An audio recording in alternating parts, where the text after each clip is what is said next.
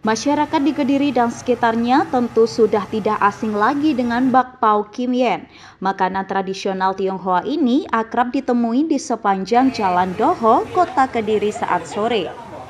Gerobak dorong berwarna coklat dengan tulisan Kim Yen berwarna merah besar menjadi ciri dari kudapan legendaris ini.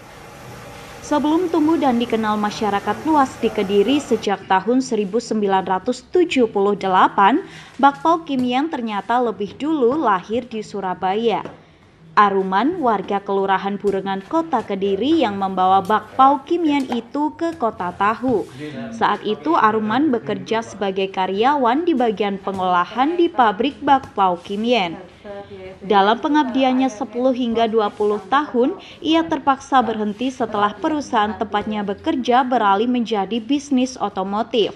Sekitar tahun 1976, perusahaan itu membuka sebuah showroom sehingga harus memecat beberapa karyawan di bagian pengolahan bakpao.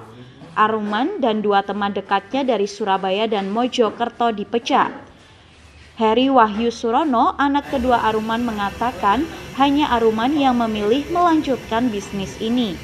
Sebagai generasi penerus sejak 1999, anak kedua Aruman ini tetap mempertahankan cita rasa dari bakpao Kim Yen, termasuk dari pemilihan bahan baku yang digunakan sehingga ciri khas dari bakpao ini tidak hilang, terutama dari segi teksturnya yang padat sehingga membuat penikmat bakpao Kim Yen ini merasa kenyang setelah makan.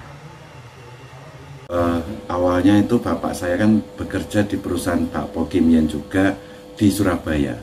Habis itu perusahaannya itu alih profesi. Terus setiap karyawannya itu dikasih gerobak sama suruh meneruskan usahanya bakpao Kim Yen. Ada 3 orang awalnya itu. 1 di Kediri, bapak saya, terus habis itu 2 temannya, 1 di Surabaya, yang 1 di Mojokerto.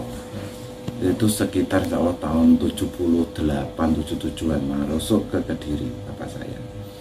Nah 2 temannya itu akhirnya sudah tidak meneruskan lagi, tinggal 1 yang ada di Kediri bapak saya. Kalau saya ini kan generasi kedua, ketika bapak meninggal saya yang melanjutkan. Bapak asmoni sini? Bapak saya namanya Aruman. Aruman. Ya. Kalau bapak almarhum bapak sendiri kerja di Kim Yen itu berapa lama? Sudah sekitar 10 tahun, 20 tahunan, mulai dari muda sebelum nikah sampai nikah, terus akhirnya perusahaannya itu alih profesi itu.